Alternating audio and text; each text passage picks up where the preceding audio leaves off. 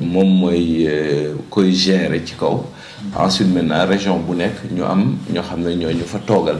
nga xam ne dañuy ëmbaale organisation société civile yi nekk ci diwaan boobu. coordination nationale bu collectif bi xamle ne yoon ak pexe yu ñu war a jaar ba natt tolluwaayu liggéey bi mu méngoo ak plan de suivi bu ñu tëral ak firnde yu ñu mën a xool di ko gis. coordination nationale bi dina tamit xool ndax engagement contractuel yi respecté nañu ko muy ci wàllu résultat ak app bi ñu bëgg jëmmal yooyu le engagement taxawal nañu ci bépp diwaan fii ci Sénégal ak point focal régional ñoom ñooy banqaas yi lëkkale collectif bi di ñaax askan wi ci lépp lu aju ci wàllu élection di lëkkale képp ku yëngu ci doxalinu woote ci mim réew di Sénégal seen taxawaay bi ëpp solo di saytu ak taxawu organisation communautaire de base yi di OCB ñu tànn leen ci sax fa ñu dëkkee laata nag ñu leen di tàggat ci wàllu suivi évaluation di topp ci li ñu jot a jëmal di ko mën a natt saa bu leen soobee ak it dajale bépp xibaar ba mën kaa càmbar saa bu waree ñuy liggéey ak kuréel yi nga xam ne moom la loolu soxal ci diwaan yi gox yeeg goxaan yi di parti politique yi gouvernance préfecture SEDA ak askan wi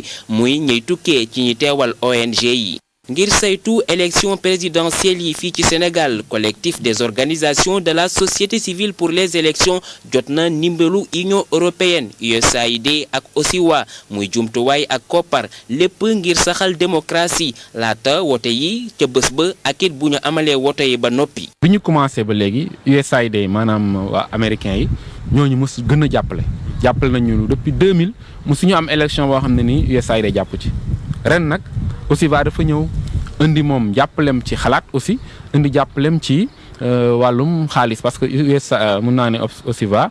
bokk na ci ñu jàppale ci wàllum observation bi ak ci wàllum inscription yi ba moom lañ njëkk commencé sax ren mais USAID day ñëwaat complété après si la yeneen partenaires yi ñëw comme ambassade Grande-Bretagne ensuite les partenaires techniques parce que boo xoolee NDI ren dugal na ci loxoom bu baax ñëw am contrat ak collectif bi liggéey ci wàllum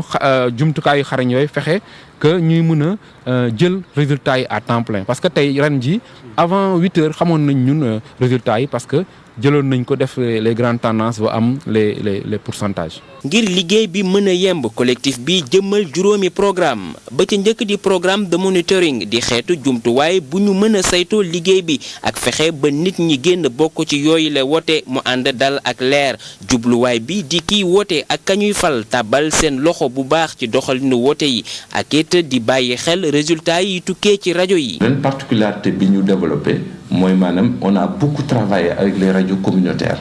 nga xam ne ñoom ñoo gën a sori des fois da ngay dem ci diwaan yu sore dinañ fa dérouler spot yi informer population yi te ren dañu insister aussi def ko dans les 6 premières langues codifiées nationales nga xam ne dañu jël spot yi traduire ko ci suñu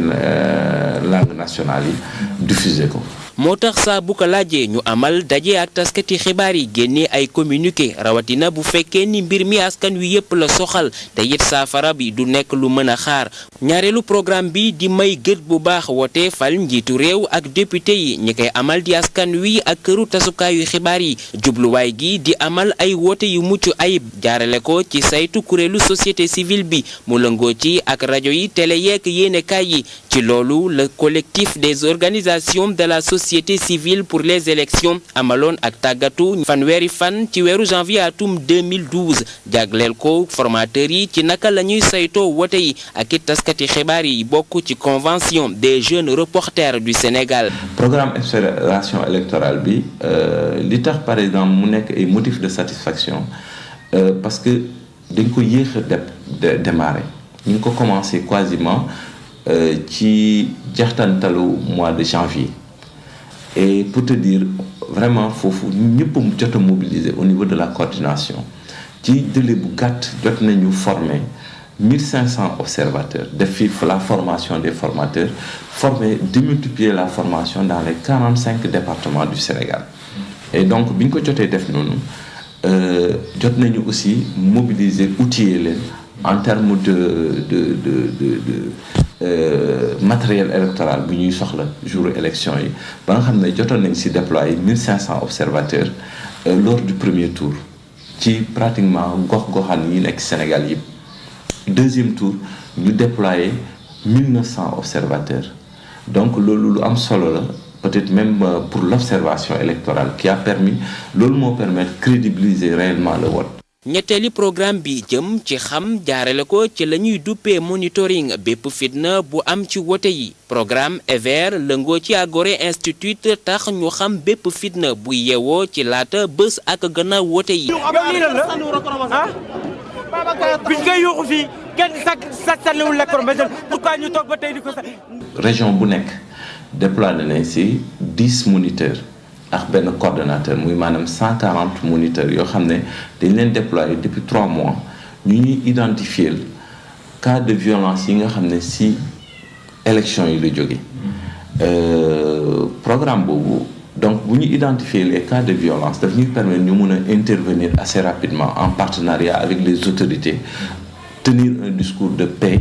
nga xam ne vraiment dalal nit yi wan leen ne yii yëpp jaru ko fi. kon toog waxtaan farata la diggante organisation de gestion des élections di OGE ak ñiy saytu wàllu kaaraange gi ngir ñu mën a fàggandiku bépp fitna buy tukkee ci wote yi programme bi li ko tax a jóg di fexe dajale xel yeeg xalaat yi ba mën a fàggandiku ak ñaax nit ñi ba lépp am ci jàmm ak salaam ak waxtaan diggante réseau wala coalition d'organisation bu société civile di OSC. ñeenteeli programme bi aju ci dox tànku jàmm ak waxtaan diggante way politique yi programme gouvernance et paix PGP bu USAID jaarale ko ci bànqaas ba mu dénk wàllu élection amal liggéey bu am solo ci nit ñi ba ñu bokk ci wote yi lépp ngir doxalinu wote 2012 gi leer benn laam-laame du ci am ñu teg ko nag ci waxtaan bi am diggante ñi séq doxalinu wote yi ngir wéyal boobule projet collectif des organisations de la société civile pour les élections amal ak daje ngir dolli xam-xam ñi mbir mi soxal ci wàllu dialogue politique ñu woo ci ay boroom xam-xam loolu amoon ci fukki diwaan yi ak ñeent ci réew mi.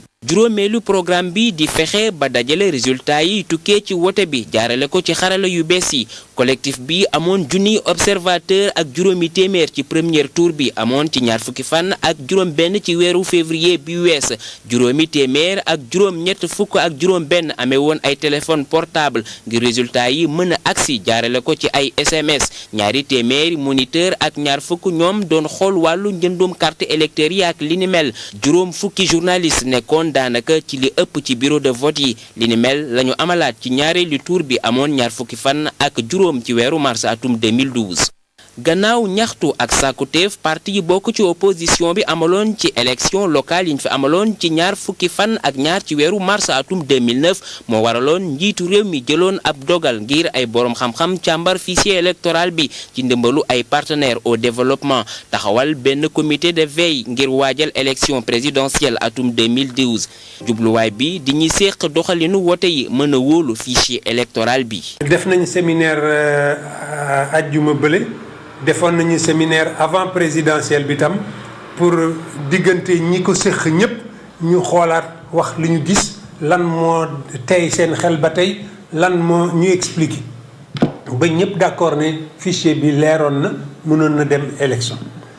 bi yoon tam bi ñu jógee ci élection parce que tamit ci biir élection yi comme comité de veille bu ñuy distribuer carte yi